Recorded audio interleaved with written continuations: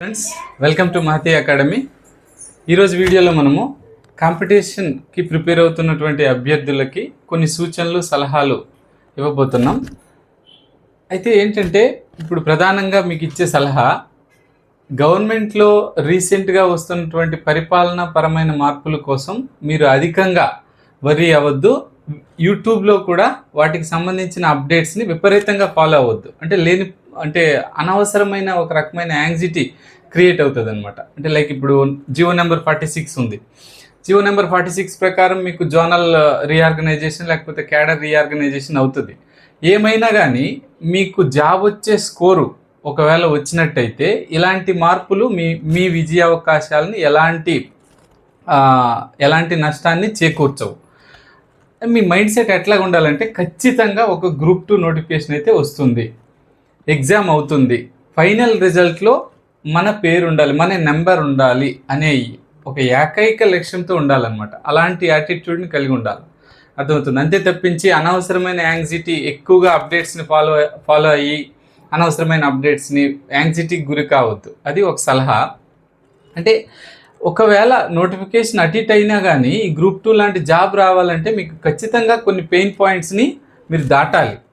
కొన్ని అనుకోని పరిస్థితులు ఎదురవుతాయి. వాటన్నింటినీ దాటి మనల్ని మనం ప్రూవ్ చేసుకున్నప్పుడే ఈ జాబ్స్ వస్తాయి అన్నమాట. అదొక సలహా. ఇంకొక సలహా, ఇదివరకే ఒకటి లేదా అంతకు మించి అటెంప్ట్స్ ఇచ్చి ఒక మంచి స్కోర్ చేసినటువంటి అభ్యర్థులకి సలహాలు ఏంటంటే, మీరు ఇంకెవరో వస్తారు, ఏదో ఇస్తారు, నాకు ఎవరో సాయం చేస్తారనే మైండ్ సెట్ నుంచి మీరు బయటకు వచ్చేయండి.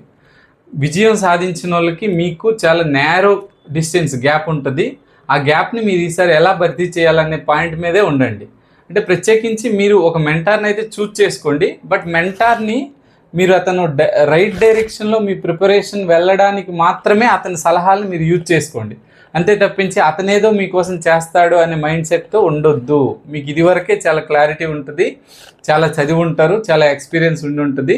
జస్ట్ ఆ ఫైనల్ పాయింట్కి ఎలా చేరాలనే పాయింట్ మీదే ఫోకస్ పెట్టండి. మెంటార్ పైన టూ మచ్ డిపెండ్ అయిపోవద్దు అనేది నా సలహా. దాంతోపాటు ప్రధానంగా గుర్తుపెట్టుకోండి, పీడిఎఫ్ డంపింగ్తో చాలా జాగ్రత్తగా ఉండండి.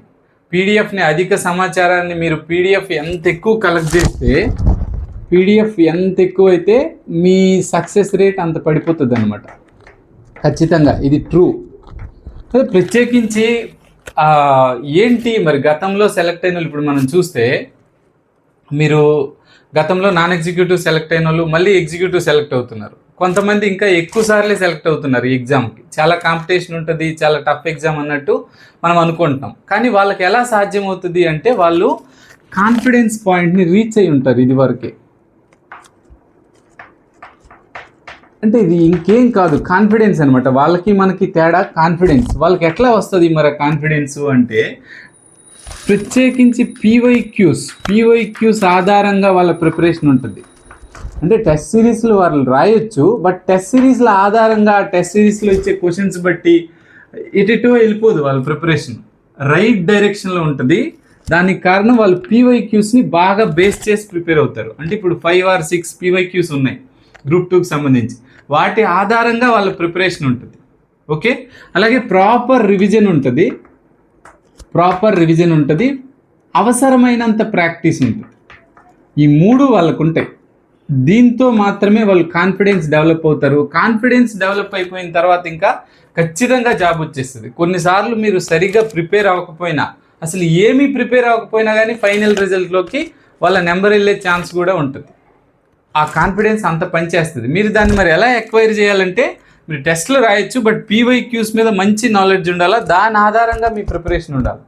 ఓకే, ఇక నెక్స్ట్ ప్రాపర్ రివిజన్ ఉండాలి. రివిజన్ తర్వాత ప్రాపర్ ప్రాక్టీస్, అంటే అవసరమైనంత ప్రాక్టీస్. ఇప్పుడు ప్రాక్టీస్ టెస్ట్లు కూడా ఎటో వెళ్ళిపోతున్నాయి. అలా కాదు, అవసరమైనంత ప్రాక్టీస్ మీరు చేసినట్లయితే ఈసారి మీరు ఖచ్చితంగా సక్సెస్ని సాధించగలరు. అంతే తప్పించి ఎవరో వస్తారు, ఏదో ఇస్తారు, ఏదో మెటీరియల్స్ ఇస్తారు, పీడిఎఫ్లు ఇస్తారు, ఇలాంటి ఆలోచన నుంచి బయటపడిపోండి. మీ నాలెడ్జ్ సరిపోతుంది. మీరు ఆర్గనైజ్ చేయడమే కరెక్ట్గా ప్రిపరేషన్, అంటే అనుకున్న ప్లాన్స్ని కరెక్ట్గా ఎగ్జిక్యూట్ చేయడమే. ఇక బిగినర్స్ పరిస్థితి ఏంటి? బిగినర్స్ విషయానికి వస్తే, ఫస్ట్ బిగినర్స్ గుర్తుపెట్టుకోండి, మీరు మెంటార్ని చూజ్ చేసుకోండి. ఆ మెంటార్కి ఖచ్చితంగా ఈ ఎగ్జామ్కి సంబంధించిన ఏరియాలు ఏంటి అనేది స్పష్టంగా తెలిసి ఉండాలి. అది ఫస్ట్ ఆఫ్ ఆల్. లేకపోతే మీకు ఈ టైం సరిపోదు, మీరు సొంతంగా అయినా చదవచ్చు. బట్ ఈ ఉన్న టైం సరిపోతుందా అంటే అందులో సిలబస్లో వదిలేయాల్సింది ఎక్కువ, చదవాల్సింది కాకుండా. అంతేకాకుండా సబ్జెక్ట్ మీద ఎక్కడ క్లారిటీ తెచ్చుకోవాలి, ఎక్కడ వదిలేయాలి, అంటే పట్టు విడిపు ఎక్కడ ఉండాలనేది తెలియాలన్నమాట. కాబట్టి మీరు ఫస్ట్ బిగినర్స్ ఏం చేయాలి, మెంటార్ని చూస్ చేసుకోండి. సబ్జెక్ట్ చదివినప్పుడు చాలా క్లారిటీ రావాలి ఫస్ట్. టెస్ట్లు అవన్నీ కాదు, పుస్తకాలు అవన్నీ కాదు, ఏ బుక్ చదివినా ఒకటే, ఇంచుమించు అన్ని పుస్తకాల్లో సమాచారము దగ్గరగా ఒకలాగే ఉంది. మీరు క్లారిటీ తెచ్చుకోవాలి. క్లారిటీ తెచ్చుకున్న తర్వాత ప్రాపర్ రివిజన్ ఉండాలి, అవసరమైనంత ప్రాక్టీస్. ఈ మూడింటి ద్వారా మీరు తెచ్చుకోవచ్చు. అంటే తక్కువ సిలబస్తో, తక్కువ మెటీరియల్తో ఎక్కువ సార్లు రివిజన్ చేసి ఎగ్జామ్కి వెళ్ళాలి. అంటే ఎక్కువ సార్లు రివిజన్ ఎలా పాసిబుల్ అవుతుంది? మీరు 1000 పేజీలు ముందేసుకుంటే పాసిబుల్ అవుతుందా ప్రాక్టికల్గా రివిజన్? అవ్వదు. సమాచారం మెయిన్స్ ఉందనుకోండి, ఏపీ హిస్టరీ ఒక 400 పేజీలు అయిపోవాలా, అర్థమవుతుందా? ప్రతి సబ్జెక్టు 400 పేజీల్లో అయిపోవాలి, అది సరిపోతుంది. అంటే ఈ పరీక్ష కోసం స్పష్టంగా తెలిస్తే, సబ్జెక్ట్ మీద క్లారిటీ ఉంటే, ఆ సబ్జెక్ట్ ఈ సమాజానికి ఎలా అన్వయం అవుద్ది అనేది తెలిసి ఉంటే మెంటార్కి, ఖచ్చితంగా మీకు మెయిన్స్ 2000 పేజీల్లో మొత్తం అయిపోతుంది. అర్థమవుతుందా? అలాంటి మెటీరియల్, అలాంటి మెంటార్ని చూస్ చేసుకుని క్లారిటీ అయితే పక్కా. మీరు అస్పష్టంగా చదివితే ఈ ఎగ్జామ్స్ని క్లియర్ చేయలేరు, అందులో డౌటే లేదు. లేట్ అయినా కానీ, కొంత సిలబస్ ఉండిపోయినా కానీ, చదివిన దాని మీద స్పష్టమైన క్లారిటీ ఉండాలి, ప్రాపర్ రివిజన్ చేయాలి, ప్రాక్టీస్ కూడా చేయాలన్నమాట. పీవైక్యూస్ని ఖచ్చితంగా చూడాలి, ఓకేనా? అది బిగినర్స్ తాలుగా, అంటే బిగినర్స్ తాలుగా యాటిట్యూడ్ అనేది ఈ విధంగా ఉండాలి. ఇక మన యాప్లో ఇలాంటి, అంటే బిగినర్స్కి ఒక క్లారిటీతో కూడిన వీడియో క్లాసులు చేస్తూ ఉన్నాము. మెయిన్స్కి సంబంధించి ఏపీ హిస్టరీ చాలా క్లారిటీ, హై లెవెల్ క్లారిటీతో. సబ్జెక్ట్ అంటే మీరు మొదటిసారి అక్కడ చూస్తారు ఏపీ హిస్టరీ వీడియో క్లాసుల్లో. మన వీడియో క్లాసులు లైవ్ క్లాసెస్ అవుతున్నాయి. నేషనల్ మూమెంట్ వరకు వచ్చినాము, ఇంకా తక్కువే ఉంది ఏపీ హిస్టరీకి సంబంధించి. ఎన్విరాన్మెంట్కి సంబంధించి ఆల్మోస్ట్ క్లాసులన్నీ అయిపోయాయి వీడియో క్లాసులు. మనం కరెంట్ అఫైర్స్ పీడిఎఫ్ ఇస్తాము ఎన్విరాన్మెంట్కి సంబంధించి. ఎకానమీ కూడా యూపీఎస్సి లెవెల్లో ఎకానమీ క్లాసులు చెప్పబడతాయి, దానికి సంబంధించిన PDF, both current affairs and subject economic PDF ఇస్తాము. ఇక పాలిటీ కొంచెం, అంటే కొన్ని బేసిక్ వీడియోలు, అంటే అవసరమైన చోట్ల బేసిక్ వీడియోలు చేయడం జరిగింది.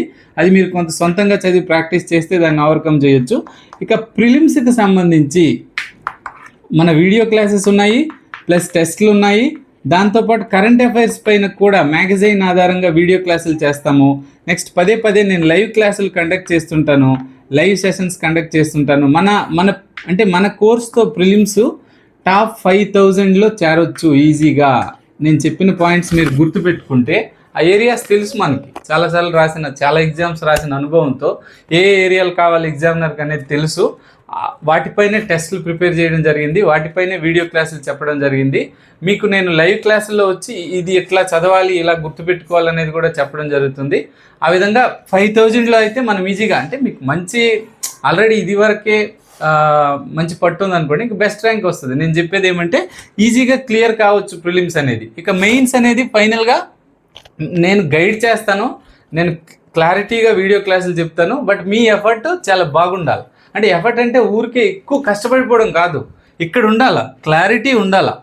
ఖచ్చితంగా సబ్జెక్ట్ మీద క్లారిటీ లేకుండా, అంటే క్లారిటీ అంటే ఏంటి, పై స్థాయిలో అర్థం చేసుకోవడం కాదు, ఈ సమాజంలో ఆ కంటెంట్కి ఎంత డెప్త్ ఉంది, ఎలా అది అప్లై అవుతుంది అనే కోణంలో చదవాలన్నమాట. ఎన్విరాన్మెంట్ అయినా ఏదైనా కానీ చుట్టూ ఎలా అప్లై అవుతుంది అనే కోణంలో చదవాలి. అంటే హై లెవెల్ ఆఫీసర్ నాలెడ్జ్ సంపాదించాలి, దాంతోపాటు రివిజన్ చేయాలి, మర్చిపోతాం కాబట్టి ప్రాక్టీస్ కొంత చేయడం బెటర్. అంటే ప్రాక్టీస్ మళ్ళీ అనవసరమైన ప్రాక్టీస్ వేస్ట్, ఒక లిమిటెడ్ ప్రాక్టీస్ సరిపోతుంది. ఓకే, ఆ విధంగా మీరు చదివినట్లయితే ఖచ్చితంగా జాబ్ సాధించవచ్చు. All the very best. Thank you.